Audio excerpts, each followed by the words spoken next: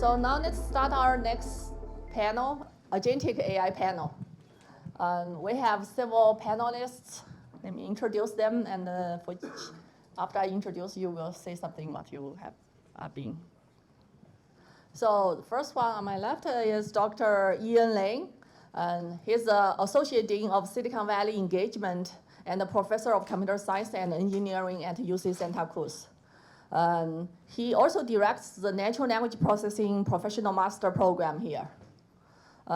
Before joining UCSC, he spent 15 years at Carnegie Mellon University as a professor of ECE and the founding faculty of CMU Silicon Valley. He was a distinguished scientist at Twilio and a VP at Samsung before that. Dr. Lane is also an advisor, entrepreneur, and investor. He has helped launch more than a dozen AI startups, and he received his PhD from Kyoto University. Hello, everyone. So look forward to this discussion today. Agentic AI is already here, and it's most certainly going to accelerate sort of everything we do in our lives, and I look forward to discussing this with the panel. The next is Dr. Anthony Rocks. He's a co-founder and chief AI officer at ModelCode.ai. He's leading innovation in conversational and multimodality AI. Previously, he held a research and engineering leadership role in companies like Apple, Facebook, Lenovo, and the Honda Research Institute. And he received his PhD from Carnegie Mellon University. Thank you. Hi, everyone. So yes, I'm Antoine. So just a quick word what we do at Model Code, since I have the mic. We do code modernization via generative AI for enterprises. So we modernize legacy code bases into better modern code bases that do the same thing, but are in a more modern language, framework, etc. That's what we do. I'm happy to talk more about it. Thank you. Next one is Dr. David Wei. He has led R&D and Turing since 2023, guiding teams in engineering, research, data product, and design things to empower thousands of engineers worldwide. Previously, he was VP of engineering at Meta, and he also held roles at Google and FastSoft. And he also have FastSoft is a startup that commercialized his PhD research. He was a silver medalist at the International Olympia in informatics before, and David Wei received his PhD from Caltech. Thank you. Thank you. Yeah, at Turing, we are basically working on two things. One thing is actually how to create data for the large language model and the agent to actually do better in evaluation and also performance. And then the other side is actually we build agent for the enterprise to actually optimize their workflow. And one of the most interesting things to me is actually we also build agent to actually generate data to train agent. But as a human aspect come in, and then how do you actually think about what is needed for human and what is needed for agent is one of the most interesting things I'm interested in here. And this area is actually very advancing all the time, so I'm coming for learning more than sharing.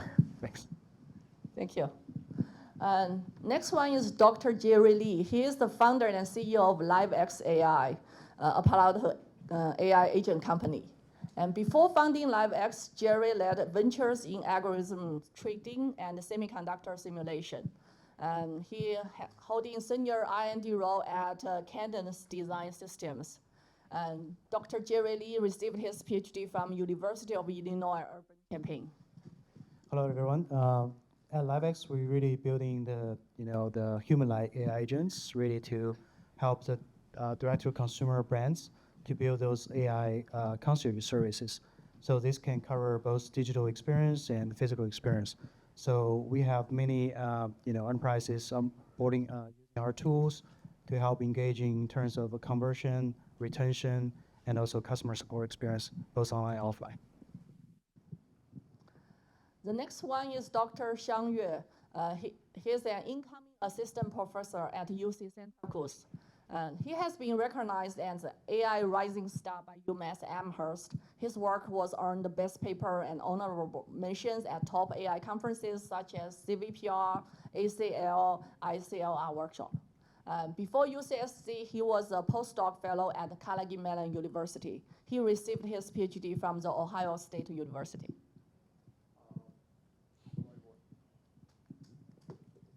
Hello, everyone.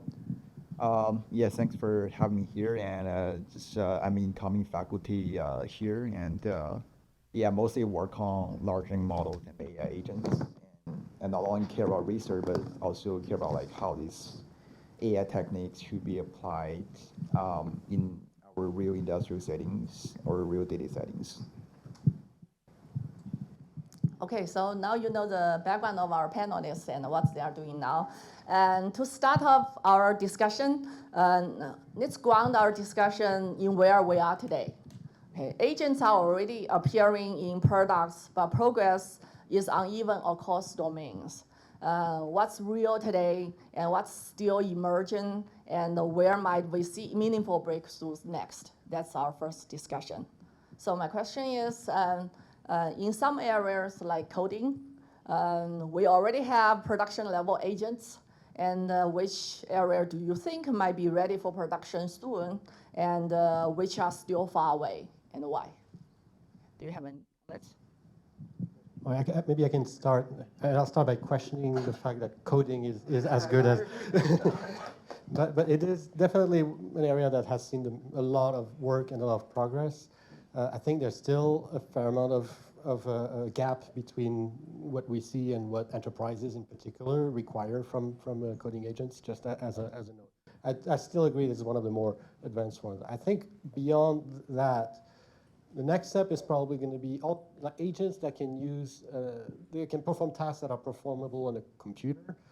Once we get the ability for agents to use computers, use applications on computers in a general way, which we know that companies are working on and research groups are working on right now, that's going to help generalize a lot of tasks at once. I think that's not very far in the future.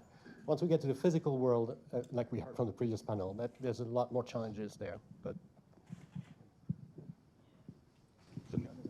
Yeah, I want to comment a bit because my company is really working on the enterprise stacks. Right now, the enterprise adoption is, they want to use AI technology to retrofit into their existing business logic. So that is, to them, it's the lowest risk and low hanging fruit to start with. So typically, the enterprise will use, either early stage companies are looking at growth or retention, or late stage company they are looking at a proven product, which is like cost cutting and customer experience enhancement. Those are the areas that are already in production and pretty, I would say, pretty mature technology. Yeah, I probably want to add one thing. I completely agree on the coding argument. I'm glad I have you here. One of the things that we actually also found very interesting is that most of the large model is actually trained on open source library, and then the open source data in coding is actually quite different from enterprise coding. And the open source, if you do open source, you spend time to optimize your code and have time. In enterprise, you have to commit the code from tomorrow's deadline, and there's a lot of different trade-off. And when you look at the coding agent behavior in the enterprise, it's very different because they didn't train on enterprise model. But I think at the end of the day, I think the more interesting thing to me is about in what context and what environment that the agent is actually ready for production. And I think this is the art that will also enable all the startup, because in my interview to my new hire, I always say, tell me what do you use agent and what do you not using agent and why. And very, very interesting. Like for example, the area we found actually more interesting is the area that are not on the critical path of mission critical action. Like for example, if you say you do a financial transaction to make a decision, agent cannot do it. That you don't want to actually make the agent in production at this moment. But if you look at the quality control of that, which is a postmortem, that's much easier to actually apply production for agent, because it's actually not in the critical path. And this actually you can see much better ROI. So that's the art, like where is the right environment and context that you can use agent in production? Yeah. I just want to add a perspective coding agents. So when talking about coding agents, I mean, people usually think about like the software engineering task, but actually, I personally feel coding agents can be applied more broadly, and not just including software engineering tasks, but they could be applied for many, many different document tasks, right? We have seen the great progress in the past 20 years of internet development. And they're actually, those kind of techniques have been applied in different kinds of domains. So we could imagine that in the future, definitely coding agents are not just for the typical software engineering tasks, but instead, they could be a representation language of AI, and we could build coding agents for different kinds of domains. So that is being said, maybe firstly, we've seen the breakthrough of like fully automatic coding agents in software engineering tasks, but later on, actually we already seen the progress, right? Those kind of coding agents could be used for different kinds of domain tasks. So I might go from two sides. One is paperwork. So I work at a state university and the bureaucracy is dramatic. One of the biggest challenges we've actually found is understanding the ground truth. So for example, if we want to procure something, it needs to go through different teams, so procurement teams and legal teams. And we worked out even create a small data set for one purchasing entry can take 3 days to get a human label on it because they need to go and talk to people to find out what should they do in this case. So I see some of the operations and sort of the stepwise process that AI agents can do today is a good match, but it only works, from what I'm seeing, is if you get feedback and can use that feedback very quickly. So there's going to be a lot of changes in how we do work based on how AI agents can help us. On another hand is education. So education is already being run by AI agents, normally on both sides, both on the teacher's sides and the students. So my son is finishing up high school. He could use ChatGPT to finish high school, but he knows how it's important to learn. And so I'm surprised that he uses ChatGPT less than me, because learning is an important process.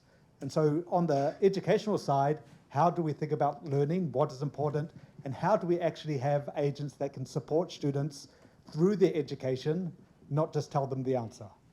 So I think there's going to be a lot on that area and sort of the jagged edge of intelligence as we build it with AI systems.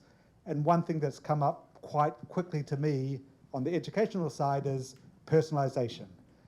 If you're dealing with students, a big enough population, you have neurodivergent students as well, how can you support all of your students? I think there's still a lot of work that needs to be done in personalization, understanding humans in the AI human loop, and being able to bring this into systems that can actually help users in the real world. Sounds a lot of work to do, and a lot of promising directions to work on. Once we understand where agents are and a lot of things can be done in the future, the next question I want to discuss is how to move from promising demos, ideas, to reliable, scalable system. Many great ideas store in the prototype stage. Let's talk about what it takes to make it real. So for those of you who has worked on real systems, what are the biggest hurdle in moving from prototype to production system? And what lessons you have learned? So I might start there. I've gone from ideas into research prototypes, into testing, into the real world. And deploying real world AI systems would be so much easier if we didn't have to deal with customers and their needs. And so what I've found over my career is I have a great idea, we go out and try it, and then the customers tell us what we're doing right and what we're doing wrong. And so in the startups that I've built, iterating on that process, getting systems in people's hands in ways that affects their lives, getting their feedback and iterating on it has been one of the most important things I've found to make a successful product. Yeah, I mean, I agree with that. And in our case, because we're actually modifying enterprises' code bases, they're obviously very opinionated and they care very much about what that software looks like. And so, again, the difference between the open source code on which these models have been trained on and also the kind of tasks they're tested on regularly, these models are now really good at kind of building something that works. which is pretty impressive. I'm not denying that.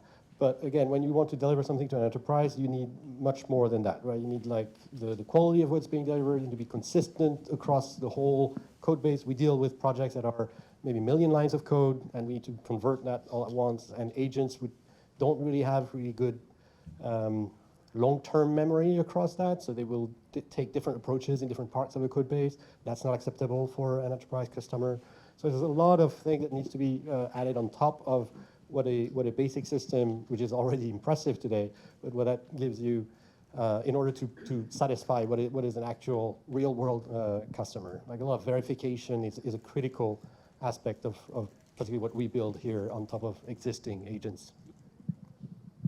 Yeah, I think I completely agree on that. Verification is probably the biggest breakthrough almost on every domain. If there's a way to figure out a way to efficiently verify the model answer or not, then that domain used to be, I would say that they will actually become much more easy to actually use. Like coding is one example, a really good example, because like there's so many code in GitHub repository that you can actually see, and then you can verify the result by unit tests. And that's why that you can actually easily provide the feedback to either the agent or the model to actually train it better and better. So that's why coding is actually one of the first things to break through. And then in terms of open source coding. And then I think in general, the question would be for a particular domain, what is the right verification and what is the right evaluation? And if there's a good way to evaluate, and there's a good and efficient way to verify, and that usually would actually lead to a good production use case. For us, one of the learning we have is more about it's easier to use agent to do quality control than using agent to do the actual work itself. Because quality control is, again, offline, but also they are easier to verify. Because usually the quality control is a pass or fail, rather than open-ended question. So if you look at that, then it's much easier to actually create a lot of data that are actually quality control data, like pass and fail, and train the model to do quality control better. And then after that, you have a very good quality control model, then you might use the quality control agent to actually train the actual working agent. So that's one of our learning in the past year. I think I fully agree with the speaker said. Essentially it's like when you deal with a customer, they add a huge complexity compared with you're building a demo, right? So when you're building a demo, you hope you find a nail, and that is a pain point for the business, and you have a hammer to solve that. But in the real cases, especially enterprise cases, you have to have both ROI realization very quickly, and second thing is you have to have a checkboxes that deal with enterprise requirements. Like enterprise requirements like compliance security is just one side. Another part is really people always ask you about how do you know AI is not doing something bad in real time, right? Like really resonating with this is you have to give them the transparency how your model think and behaves, and build trust with a massive test around data to show them, hey, based on the massive test set, we have this 90-95% accuracy.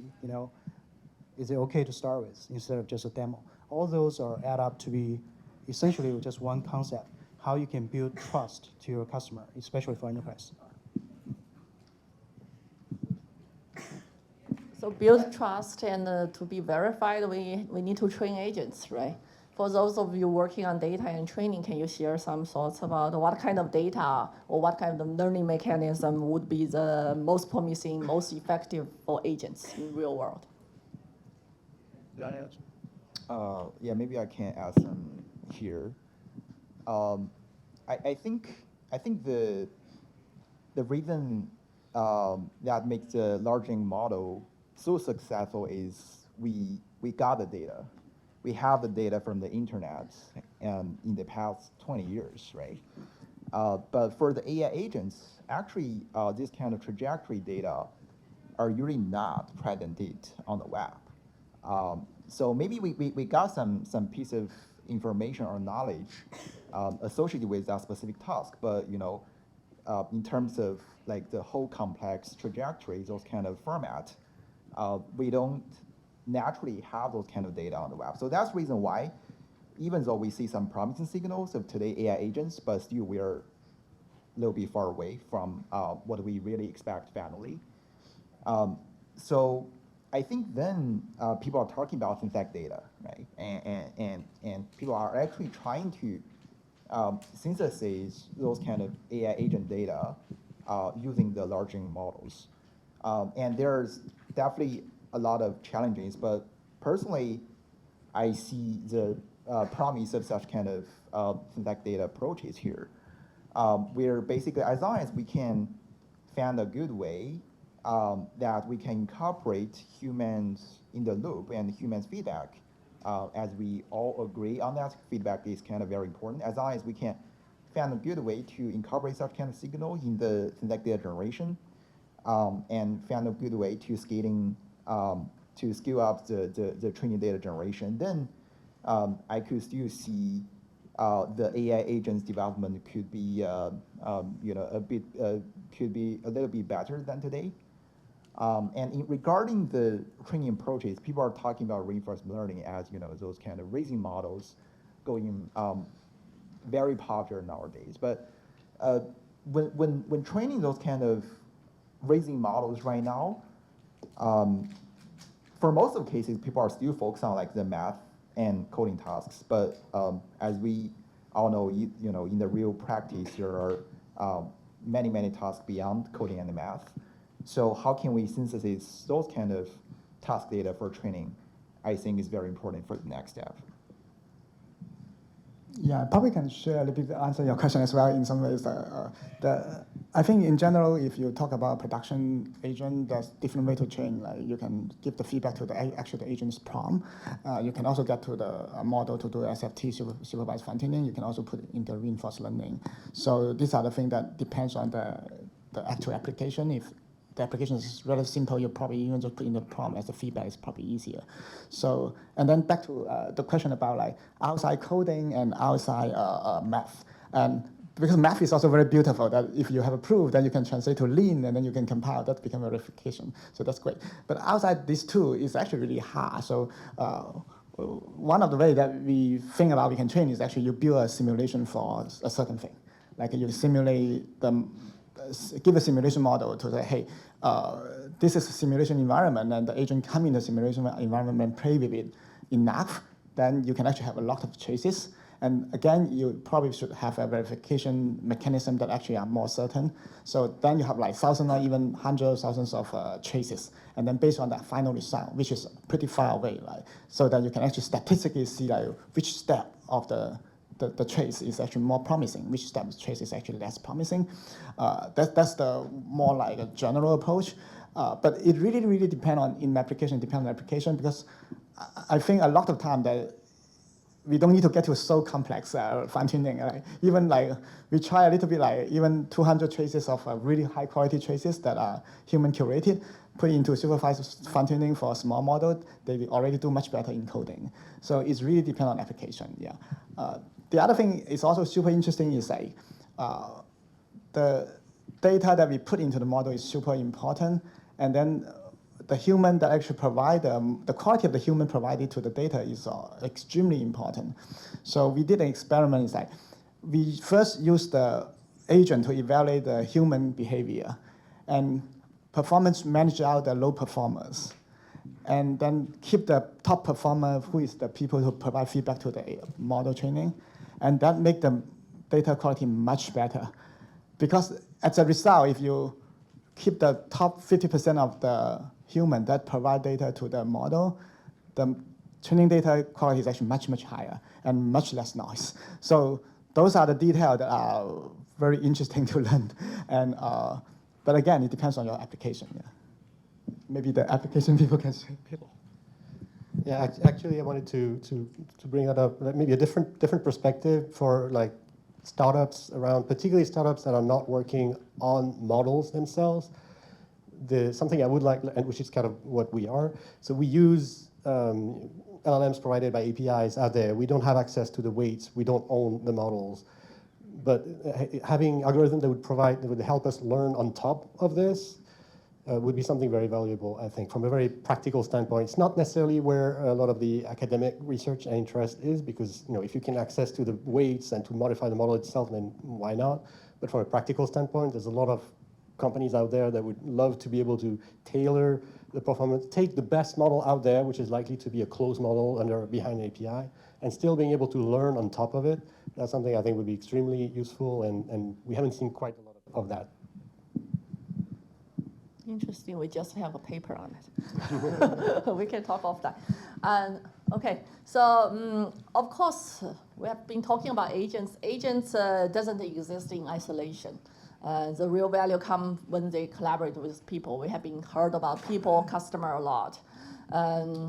Let's explore how to design and partnership with people, ensure it's built on trust. The next question is, how shall we design human and agents teams so that agents complement human instead of replace human experience? And what are the open research challenges in ensuring safety, alignment, interpretability of agents so agents can work well with human? Do anyone want to comment on that? Mike. So I think you mentioned there the trust and interpretability, and I think they do go hand in hand. You can have AI systems that will come out with a result that's wrong, and will be able to back it up with nonsense that sounds appropriate. One of the biggest challenges I've seen going from the lab into the real world is trust.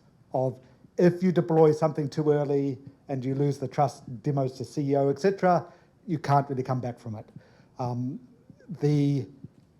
And that's where I think working closely with the people who you are sort of, I see, as serving, that becomes an important aspect of it.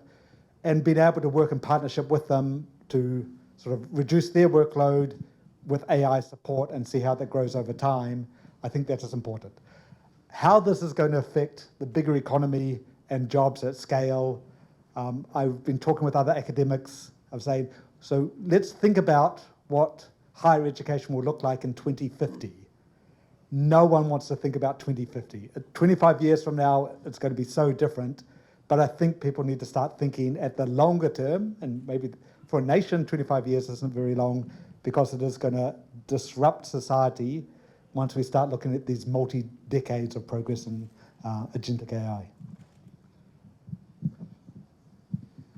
I can share a bit my own experience with some customers. One of the products we offer actually is to help improve the customer experience, right? We're offering to B2C enterprises. So oftentimes in the previous, generation of technologies, any B2C or direct-to-consumer businesses, they have a low supporting staff and they have no way to use human to really to make every single customer feel like a VIP, right? So, for example, if you go to a hotel, only a very small portion of the people will be treated as VIP experience, and the rest of the population or the customers of the hotel will be treated as like self-service. Right? And then that's the experience. And when we talk to this direct-to-consumer businesses, instead of say AI is something is going to be replacing a job. Of course, at the beginning that everyone will be, especially the people are in the management level or who the people are using the tools, will believe that AI will be designed to replace their jobs. But what we are trying to come in is to say, instead of say AI to completely replace a job, what if AI is your teammate, right? Can work with you, and so you can handle the more of the complicated tasks and be able to. End of the goal is to bring your customers much better VIP experience, much better experience, and this hasn't been done in the history at all, right? But now AI is here to make the cost really cheap to serve those tier 0, tier 1 support or customer needs. But then you will be, because you have been in the business for so many years, you know everything about the business, right? Why not just you kind of upgrade your job to be like more of a concierge type of service instead of just a tier 1 or tier 0 kind of handle all those repetitive tasks. Why don't you work with AI? So it's requires some education for those people because they have never thought about it that way. And then once they thought about it that way, they're open arms to the AI technologies. They want to use it in their daily jobs because they know that they can only keep their job, or they can only be succeeding in their job if they embrace AI technology. It's coming. Yeah, I think that's very interesting, and I had similar thoughts in our area where the users of our system, instead of writing the code themselves, start upgrading to more project managers or kind of like managing of agents. But I think one technical issue that needs to be solved in order to really achieve that is having the agents and the models being better at knowing when they need help. That's something that LLMs are really bad at because they're trained to be extremely confident in what they produce. But there are cases where they make the wrong decision. There are cases where they could even figure out that the decision is hard to make. And so having models and agents that are better able to kind of raise their hand and ask for help from a human who would have all the, in our case, all the company culture and know the company requirements specifically, which will not be in the model no matter what. So that's a technical area that I'm really interested in kind of seeing progress in, and we're working on ourselves too. Let me make the question harder. Of course, when we are, as a company, when we try to sell agents, we say nice words, VIP, wonderful things. But agents can make mistakes, do harm. We have to admit. So my harder question is how we ensure safety, alignment, and trust, and to avoid harms. Any of you want to comment on that? I think for my practical deployments for every enterprise, the number one thing they will ask about, what can you bring to me, right? What's the ROI? Are you increasing revenue for me? Are you cutting costs for me? Or making me more compliance? Those are the three areas they care about. But the second question you ask is, how do you guarantee your AI agents will be perform in compliance with my brand voice, no matter what? So those are actually the two questions I have to answer on the spot, present to them. And for us, for our company, we're building a system so that their customer can very easily to simulate their customer experience. For those out-of-topic experience, like those dangerous topics, the customer might want to ask, or something embedded in their business flows they don't want to say, right? Those are typically, some of them are obvious to know that everyone does not want to talk about those concept of, for example, political topics they don't want to openly discuss as their brand voice. But there are some internally, for example, like, warranty insurance services, they might say, okay, these are the topics I don't want AI to talk about. These are the topics that you have to escalate to human to resolve it. So we're building that, testing framework to give them the visibility, to give them the confidence in terms of data. They can, run 1,000, 2,000, 5,000, those kind of simulations to make sure the accuracy, quality is good before you deploy. So that's very important. Something? Maybe I can add some comments, and also like the previous question as well, like related to whether AI agents will replace humans or not. So personally, I don't think like AI will replace humans in the future, for sure. It just like, it will be a new form of production. It's like how AI and the human can co-work with each other instead of AI replace human. Because I think in the short term or in the middle term, like AI critics abilities is still cannot just meet our expectations. So maybe in the next couple of years, we will still see human plays a very important role in decision making and provide the valuable critiques or the so-called feedback. But on the other hand, with the progress of AI development, the percentage of AI in the whole economic will definitely, we think the percentage will increase.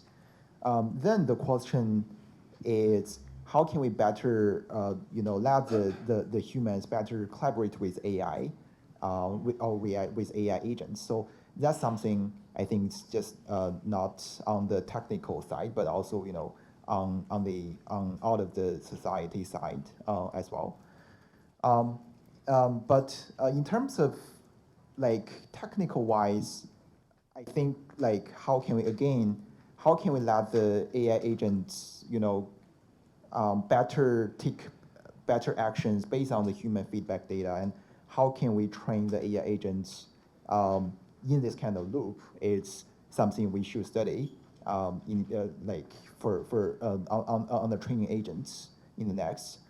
And how can we, like I said, generating synthetic data is a very promising approach.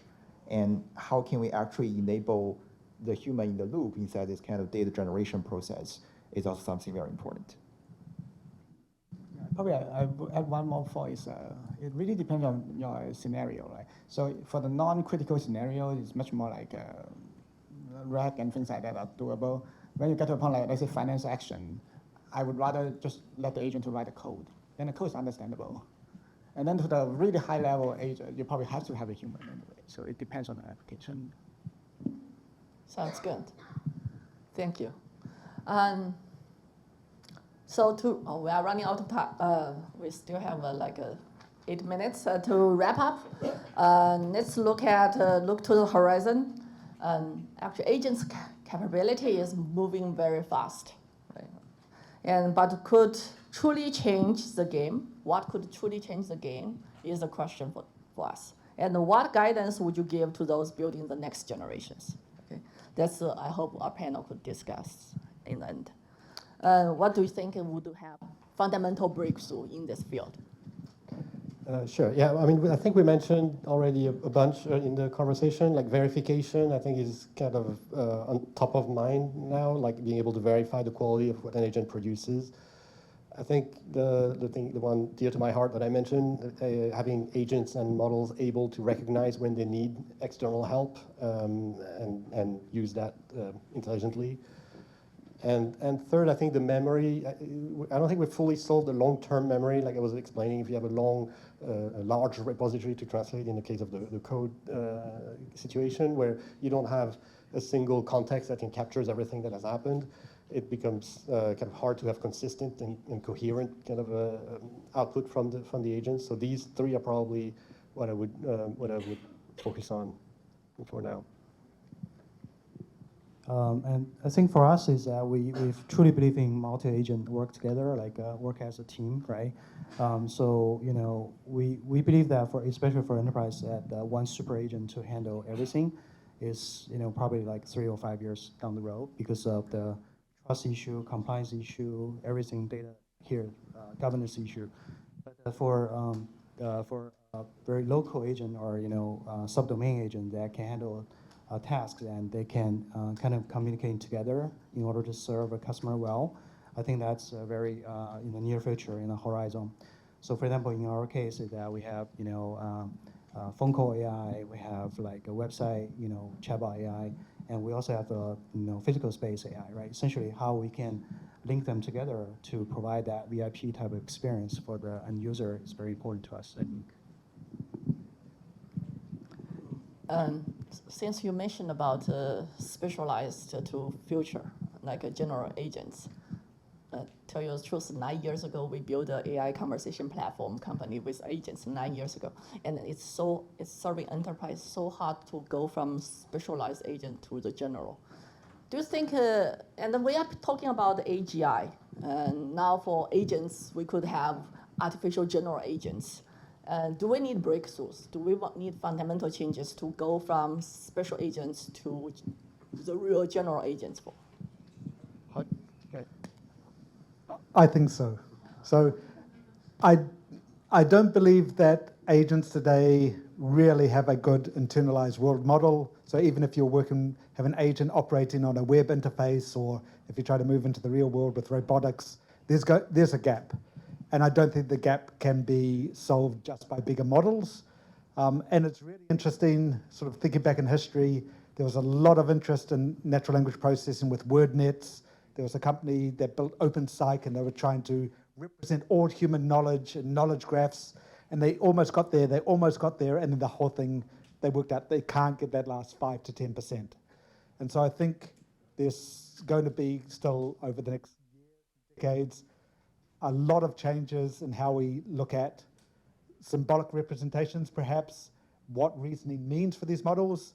Um, and, uh, and I think there will need to be more technological breakthroughs to get to what we think AGI is.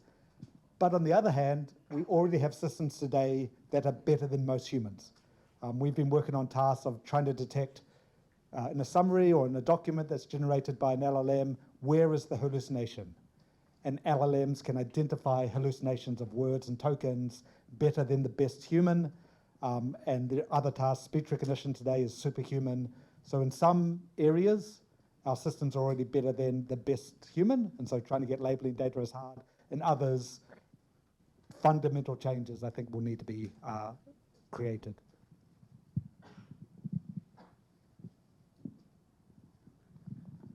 Okay, so let's wrap up. Finally, for startups, founders, and builders in the room, I want every panelist to give one piece of advice you would offer, technically or strategically.